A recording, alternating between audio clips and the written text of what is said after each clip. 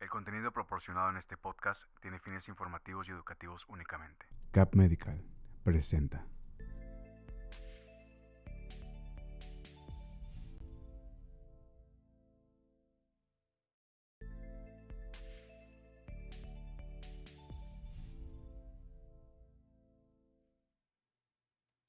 Hola, ¿qué tal? Muy buenos días. Sean bienvenidos a una nueva consulta virtual desde las redes de UNO, Unidad de Neurología y Neurooncología, con el doctor Alcides Lozano. Muy buenos días, doctor. ¿Cómo está?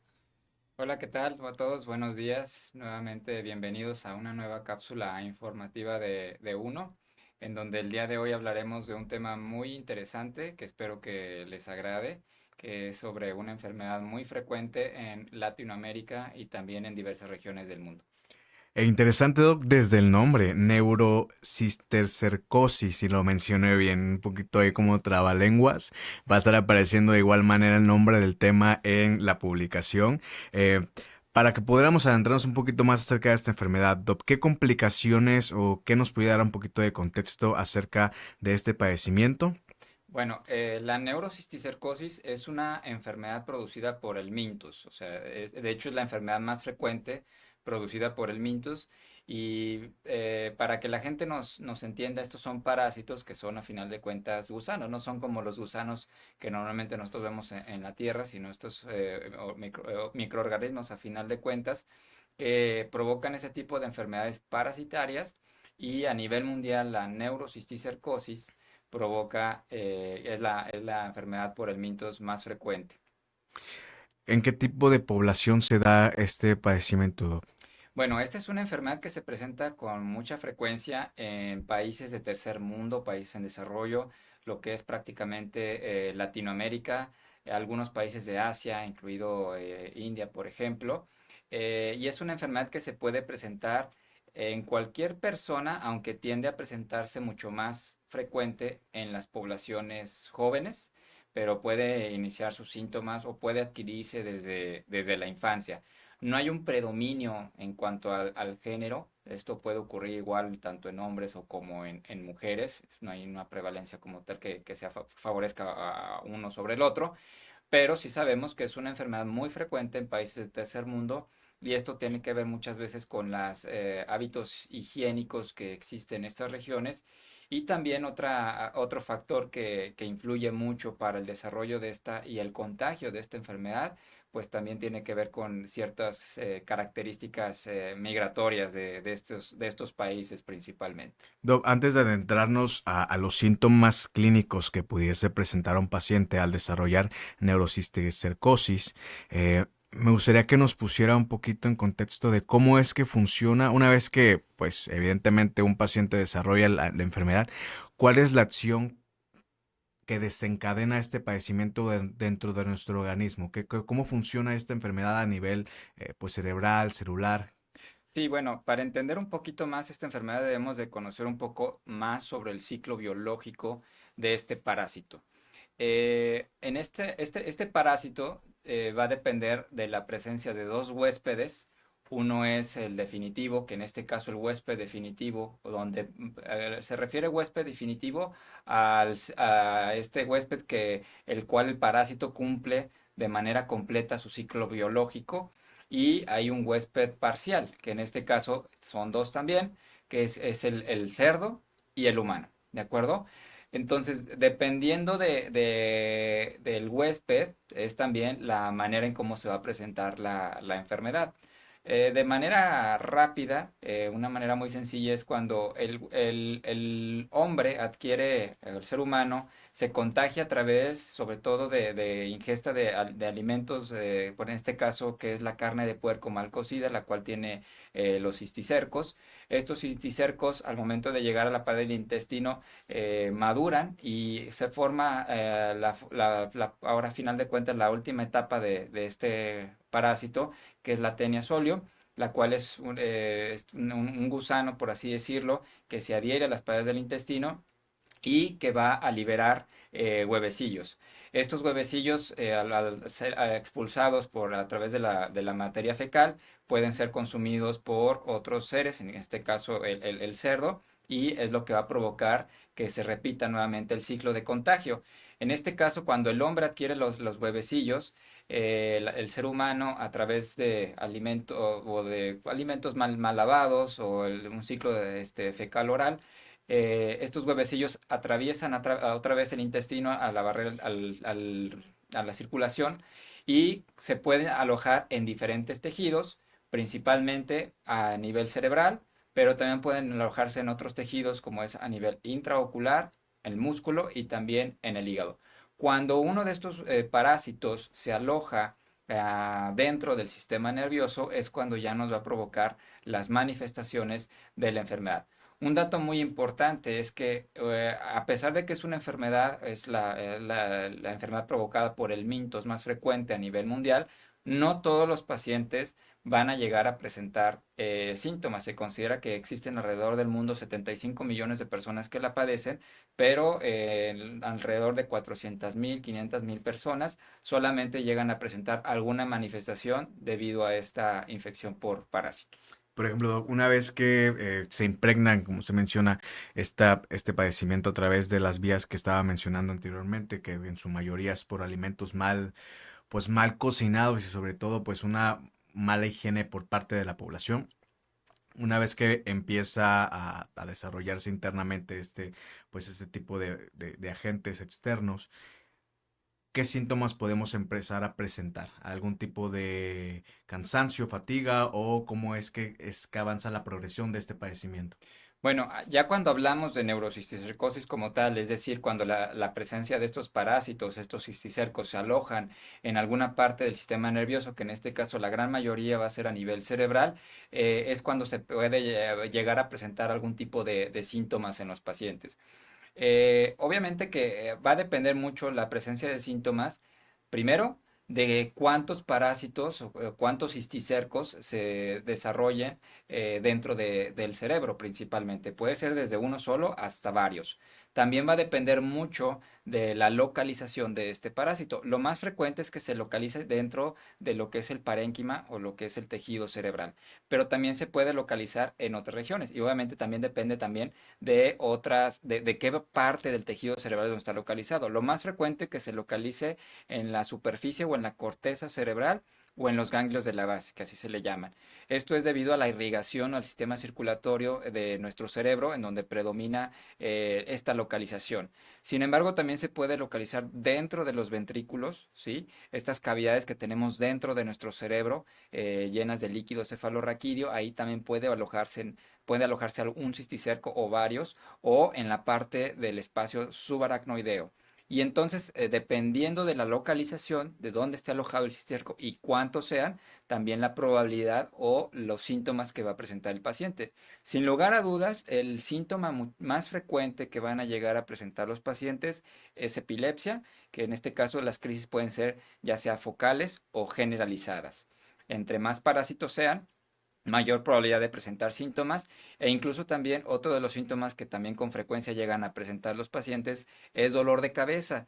En este caso lo más frecuente es porque el parásito se localiza dentro del sistema ventricular o a nivel del espacio subaracnoideo y esto provoca una alteración en la circulación del líquido cefalorraquídeo, lo cual va a provocar que se pueda obstruir, ¿sí?, esta circulación normal del líquido, provocando un aumento de la presión intracraneal y esto es lo que va a provocar los síntomas en los pacientes. Aunque no hay que olvidar también que va a depender también en qué fase se encuentra el cisticerco, porque a final de cuentas la persona o el cisticerco va a responder también a la presencia del mismo en nuestro organismo. En este caso, este cisticerco va a provocar una respuesta inflamatoria, el cisticerco se va a ir degradando con el paso del tiempo hasta que finalmente muere y queda en una fase calcificada.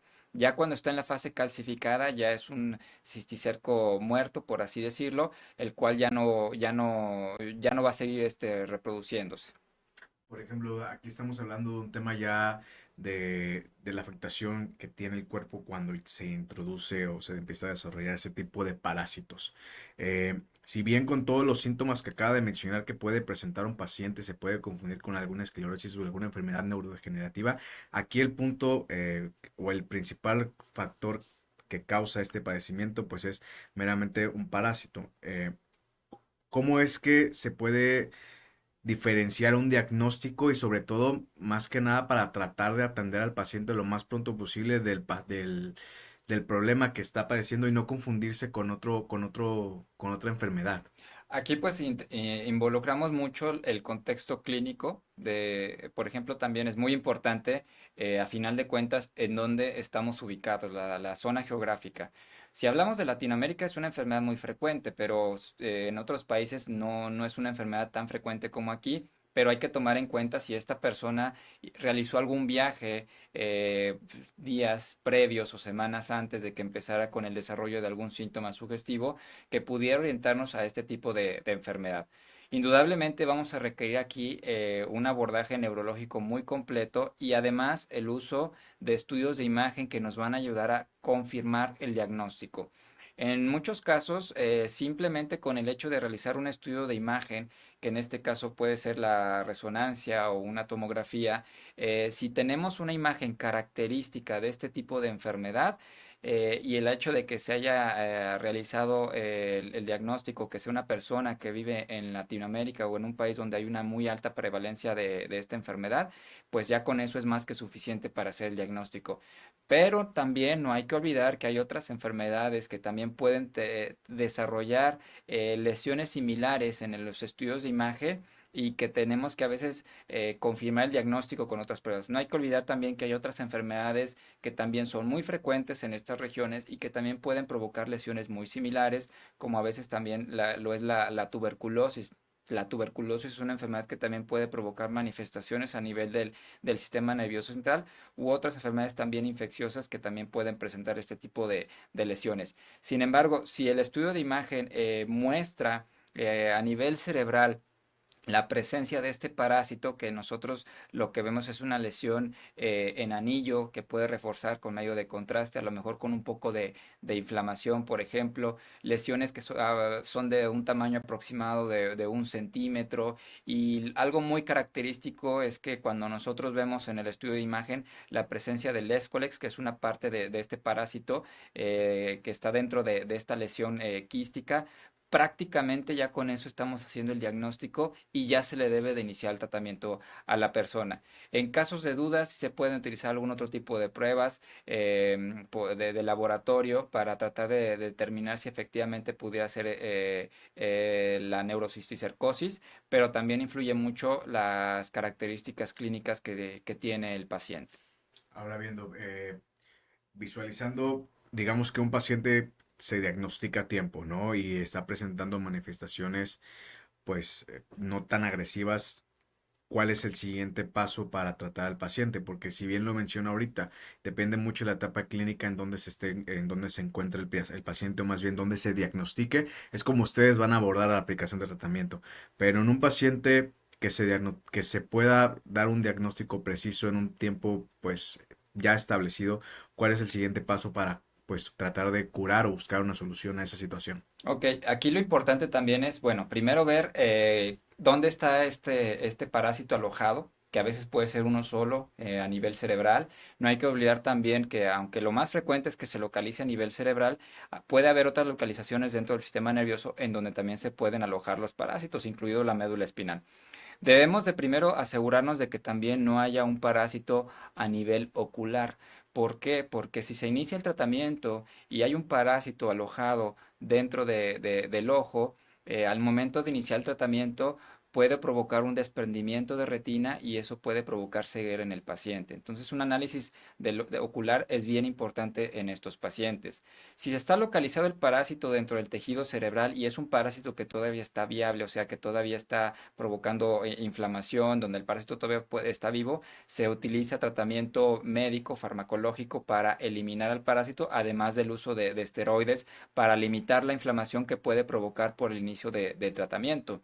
En el caso de que el parásito se encuentre alojado dentro del sistema ventricular, dentro de estas cavidades que nosotros tenemos donde está el líquido cefalorraquídeo, aquí el tratamiento posiblemente más apropiado sería el tratamiento quirúrgico para a través de cirugía quitar este parásito y así ya no obstruya la circulación del líquido cefalorraquídeo, que en este caso lo más frecuente es que puede provocar en el paciente, son datos de hipertensión intracraneal, principalmente dolor de cabeza, inclusive alteraciones en el estado de conciencia. Entonces va a depender mucho de la localización del parásito, en qué fase está y obviamente también la cantidad de lesiones que pueda tener el paciente. Ya una vez que tenemos la confirmación de la enfermedad, pues ya es la decisión de qué tratamiento puede llegar a requerir cada uno de ellos. Por ejemplo, ¿existe algún medio donde o o método que nosotros como pacientes podamos aplicar para buscar la prevención y sobre todo pues reducir los factores de riesgo a desarrollar o adquirir este tipo de parásitos? Bueno, es una enfermedad que también se transmite por mala higiene, entonces debemos de tener mucho cuidado con los alimentos que no sean lavados con aguas maltratadas principalmente. Por eso la importancia de una adecuada desinfección de frutas y verduras. También tener mucho cuidado con la carne que ingerimos, en este caso la carne del cerdo debe de ser una carne que no tenga la presencia de estos parásitos.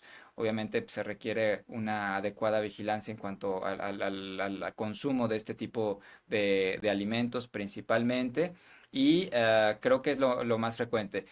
También tomar en consideración si la región, pues porque hay ciertas regiones del mundo donde hay un poquito más de prevalencia, pero pues hablando a final de cuentas de América Latina, pues es una enfermedad parasitaria muy frecuente.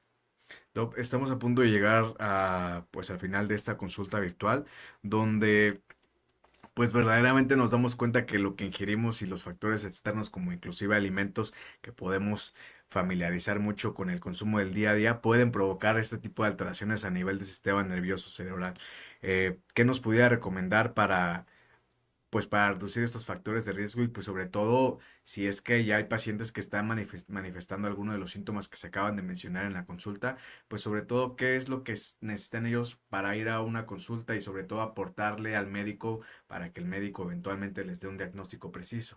Bueno, aquí pues obviamente una atención oportuna puede ayudar a limitar mucho las complicaciones de la enfermedad.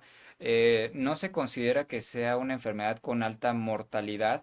Obviamente sí ha habido casos en donde porque te presentan muchas lesiones, puede provocar varias complicaciones y al final de cuentas puede fallecer la persona, pero a final de cuentas sí puede provocar complicaciones, o sea, una alta morbilidad. En este caso, pues la principal es el desarrollo de epilepsia. Pero si se hace un diagnóstico oportuno y una atención temprana, nos ayuda mucho para el inicio de tratamiento y la gran mayoría de los pacientes responden de manera favorable al tratamiento, ya sea médico o quirúrgico, dependiendo, como les había comentado, del estadio y de la localización de estos parásitos, y eso puede disminuir mucho el riesgo de complicaciones en estos pacientes. En algunos casos, los pacientes pueden llegar a quedar como con secuela con epilepsia, pero también es una epilepsia que puede controlarse en una gran cantidad de pacientes de manera favorable con el uso de medicamentos antiepilépticos. Ok. Doc, para la gente que nos está viendo y que requiere una consulta con usted, ¿dónde lo podemos encontrar?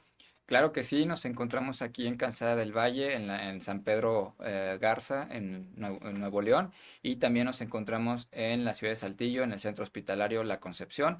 Van a aparecer aquí en pantalla los números de contacto por si tienen alguna inquietud o quisieran alguna valoración neurológica. Y no lo olviden también que pueden seguirnos a través de las redes sociales si tienen alguna duda o pregunta con respecto al tema del día de hoy, con todo gusto podremos responderlas.